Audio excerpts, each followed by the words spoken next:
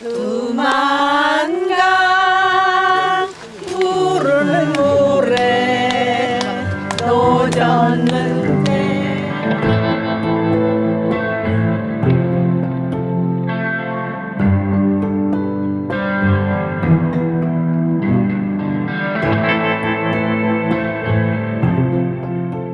백두산 천지의 진한 여운을 간직한 채 서둘러 연변조 선족자치주로 향한다. 연변조 선족자치주의 주도는 옌지시이다. 조선 말기부터 한국인이 이주하여 개척한 곳으로 이전에는 북간도라고 불렀다. 1952년 9월 3일에 자치구가 설립되고 1955년 12월에 자치주로 변경되었다. 옌지, 영길, 투먼, 도문, 두나, 돈화, 허룽, 화룡, 농징, 용정, 훈춘, 혼춘의 6개 시와 왕칭, 왕청, 안투, 안도, 두개현으로 이루어져 있다. 11개 민족이 거주하고 있는데 그 가운데 조선족이 41%를 차지하며 나머지는 한족, 만주족, 후이족의 순이다.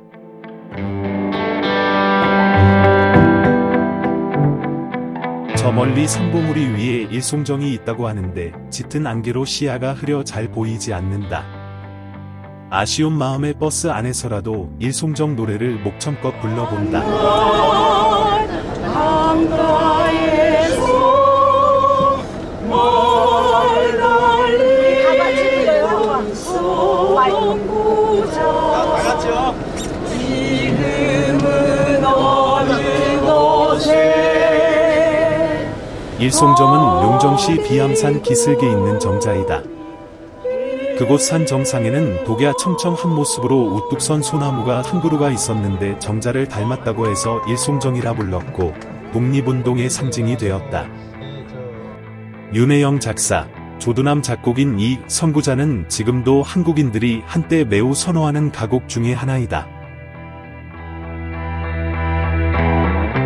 용정시는 우리나라 민족의 역사와 관련이 깊은 곳으로 특히 이 용정 지역은 과거 일제시대의 독립운동이 활발히 펼쳐진 곳이라 더욱 중요하다. 그래서 옛날에 그 소나무는 지금 죽었거든요. 말라 죽었거든요. 지금 건너고 있는 다리가 영문교입니다. 영문교. 예, 영문교이고 그리고 그 밑에서 흐르는 강이 바로 해랑강이 되겠습니다. 해랑강이 앞으로 쭉 흘러나가다가 바로 자 그리고 여기서부터 한 2분 정도 지나면 우리 용정중학교로 지금 들어서게 되거든요. 용정중학교에 들어서면 대성중학교. 용정중학교, 구대성중학교는 윤동주 시인이 공부한 학교로 유명하다. 용정중학교는 현재도 연변의 한인을 위한 중학교로 운영되고 있으며 대성중학교 당시의 작은 건물은 보수하여 전시관으로 운영하고 있다. 전시관 입구에는 윤동주 시비가 있으며 용정중학교의 역사와 일제시대 항일운동을 펼친 인물 등을 소개하고 있다. 1층에는 윤동주 시인의 교실이 복원되어 있고 2층에는 독립운동가들의 활약상과 용정에 있는 한국 학교 역사 등을 전시해 놓았다. 1층 기념품 상점 수익금의 일부는 대성중학교 학생들을 위해 쓰이고 있다.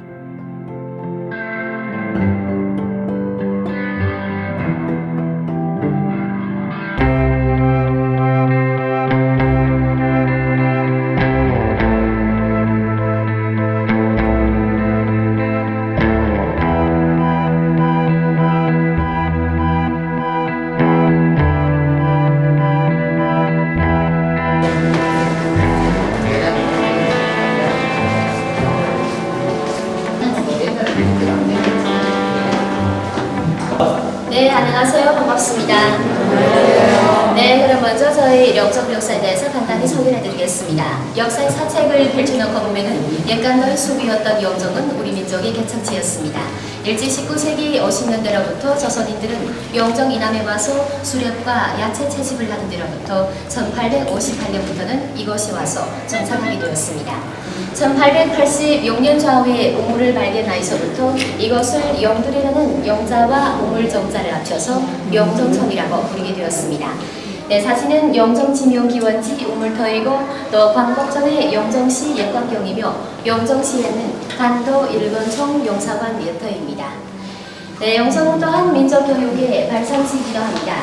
1905년 을사능량은 망국의 신호였기에 많은 반일 애국지사들은 영정에 내려와서 민족의 자주와 구국의 가치를 높이 들고 반일 민족 교육의 문화 개몽 운동을 활발히 전개했습니다. 조선의정부 참산으로 계시던 이상설 선생님은 1906년에 개인 재산으로 서적 서숙을 꾸려서 수많은 반일 애국지사를 키워냈습니다. 네, 그로부터 연병학제는 많은 종교단체들과 항일운동가들이 꾸린 학교가 우후죽순 마냥 일떠져서 우리 조선민족의 문화교육은 신속히 발전하였습니다. 사진은 김양현이 꾸린 명동학교이고 강희연이 꾸린 정동학교입니다. 또 남성우가 꾸린 창동학교, 이동규가 꾸린 광산학교입니다. 대성중학은 영성에는 6개 중학교 안에서 지금까지 유일하게 유적이 남아있는 학교입니다. 바로 지금 서 있는 이 건물입니다. 1921년 10월 8일에 대성유교의 본교에서 꾸렸으며 민족주의자 강문희 교수로 되었습니다. 이 학교 졸업생 글로는 한국에 7명의 장군이 계시는데 그중에 이수일 대장과 최주종 장군이 계십니다. 네, 은진학교는 1920년 2월 4일에 장로파 교회의 선교사 영국인 부터가 설립하였습니다. 한국에 계시는 김재준 목사께서 이 학교에 근무하셨고 문익환 목사와 윤동주 신께서 이 학교를 졸업하였습니다.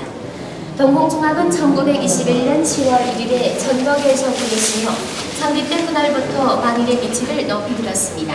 북한에 계시는 이종옥 총리와 김채국 부위원장께서 이 학교를 졸업하였습니다. 네, 영성운동은 항일운동의 최고치기입니다. 1919년 조선의 3.1 그 시위에서 희생된 17명 영사의 불급히는 영정거리를 물들였습니다.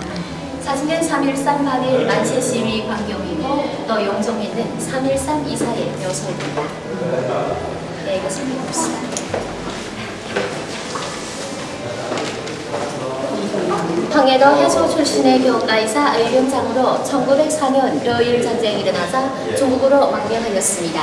이분은 주로 연변 지역의 훈춘 영정 일대에서 항일운동을 전개하다가 1909년 조도선 무독순과 함께 이토 히로부미 재단을 계획하고 할빈역에서 내리는 이토 히로부미를 처단하였습니다. 그는 재판 과정에서 민족영웅으로서의 당당한 태도를 잃지 않았으며 1910년 3월 26일 묘손 감옥에서 순국하였습니다. 당시 그의 나이는 32세밖에 되지 않았습니다. 철혈 감옥당은 연변일대를 중심으로 해서 친일파를 처단하고 군자금을 모집하는 등 활발한 활동을 전개하였습니다. 이들은 1920년 1월 4일에 조선총독부가 조선은행 회령 지점에서 영정 출장처로 일화 15만 원을 운송한다는 정보를 입수하고 여기에는 동양어구에 매복하고 있다가 현금 수송과 차를 습격하여 탈취하는 데 성공하였습니다. 사진은 철혈 감독단 성원들이며 15만 원 탈취 이익을 보자 최목설입니다.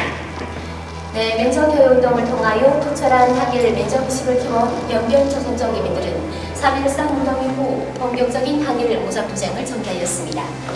1920년 6월 4일부터 3일간 홍범도 정사령관의 설하에 봉오동 골짜기에서 또 같은 해 10월 20일부터 26일까지 김좌진 총사령관의 설하에 화령현 잠도구 창산리와 이도구 배궁평 일대에서 전투를 벌여 일본군을 크게 격파하였습니다.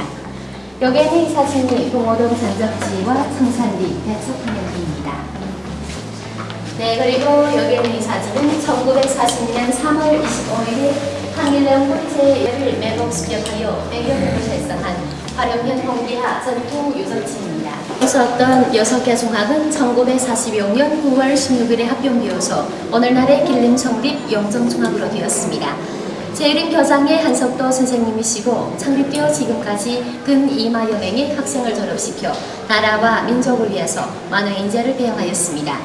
정부와 동포 여러분들의 사랑을 받고 있는 저희 영정중학은 현재 중등부와 고등부로 나뉘었으며 2,200여 명의 사생이 있는데 전부 조선족이며 남녀공학으로 되었습니다. 네, 저항시인 윤동주는 고향인 영정이 않고 원조가 흉노비라는 지역의 전행한 시인입니다.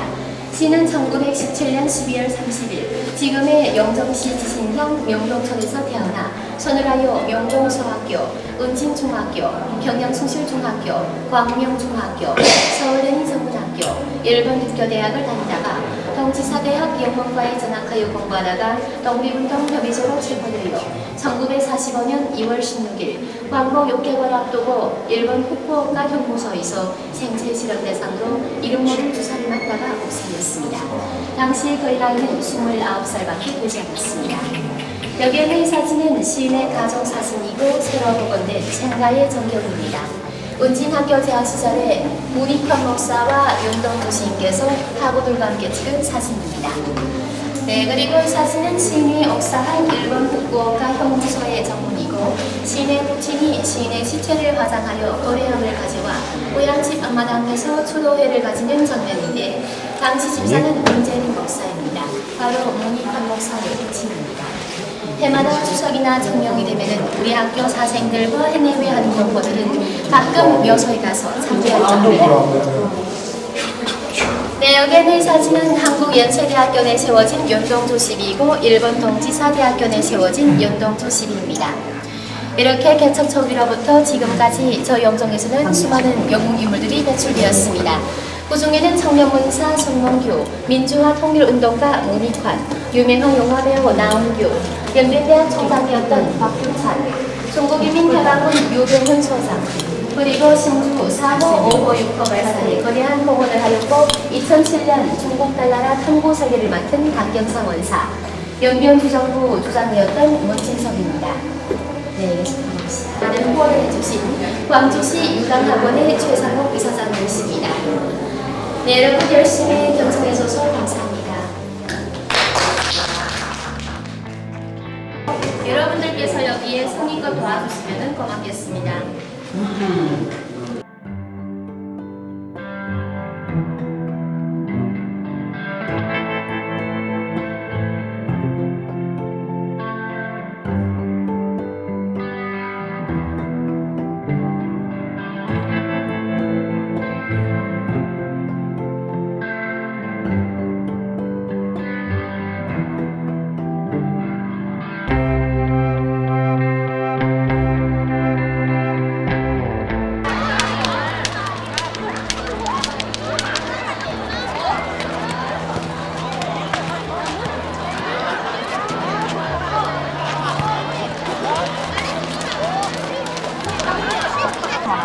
몇 학년이야? 2학년. 아, 중학교 2학년? 네. 하루에 몇 시간 수업하는 거예요? 7시간 내지 8시간. 그럼 여기는 조선족 학생하고 중국 학생하고 어떻게 반반 섞여 있나 어떻게 되나? 네, 적혀 있는데 여긴 조선 학교이기 때문에 한글로 한 반에 몇 명 정도 되고? 40명?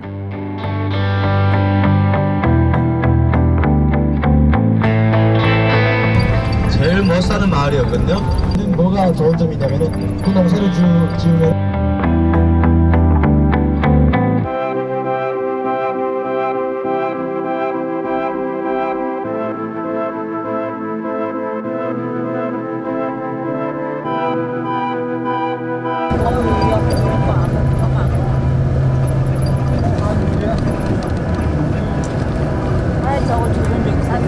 요 오른쪽에 보면은 집처럼 이렇게 만들어 놓은 거 있잖아요. 저걸 배경으로 해가지고 찍으면 가끔씩 배경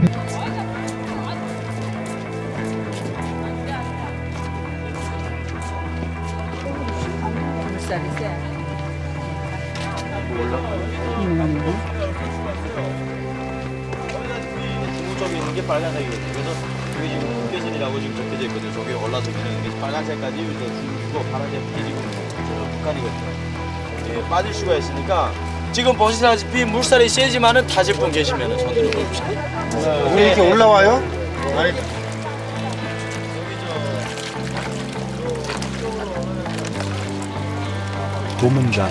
도만강은 백두산의 동쪽 기슭에서 발원하는 홍두수를 원료로 서글수, 홍단수, 서두수, 홍기하, 해란강, 가야하, 훈춘하 등의 지류와 합쳐지며 북한과 러시아의 경계 지역을 거쳐 동해로 흘러가는 강이다.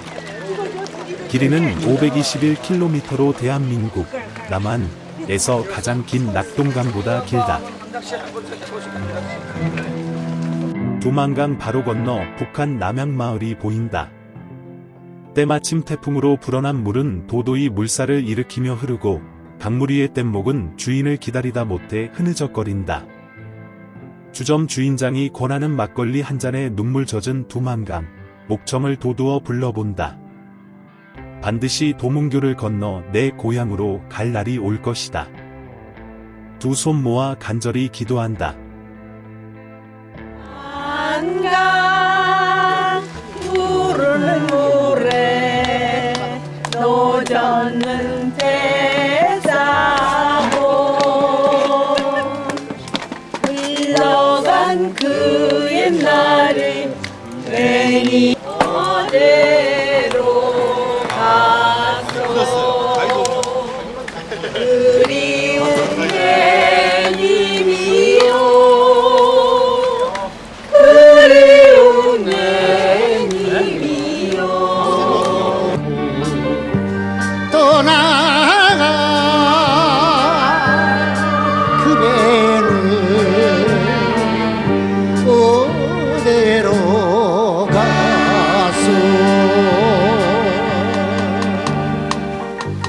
그리운 내 님이여 그리운 내 님이여 언제나 갖고 4시 반에 도착해갖고 그리고 4시 반에서 2시 지금 건너고 있는 강이 바로 가야하가 되겠습니다. 가야하 거문의 강. 가야하도 마찬가지로 저 두만강하고 합류돼갖고 동해로 흘러들거든요. 보문시의 대나무배 부두, 그곳에서 가까이 마주한 북한 땅 남양마을, 도문교 등을 마지막으로 이번 3박 4일의 백두산 여행을 모두 마쳤다. 선양에서의 너무나 예쁜 새 공주님, 선양고궁, 한 민족의 영산인 백두산과 항일운동의 값진 역사를 지닌 용정과 눈물 젖은 두만강까지 보람있는 행복한 여행이었습니다. 오래된 필름으로 재현해낸 17년 전의 그림을 끝까지 함께해 주신 여러분께 머리 숙여 감사드립니다. 감사합니다.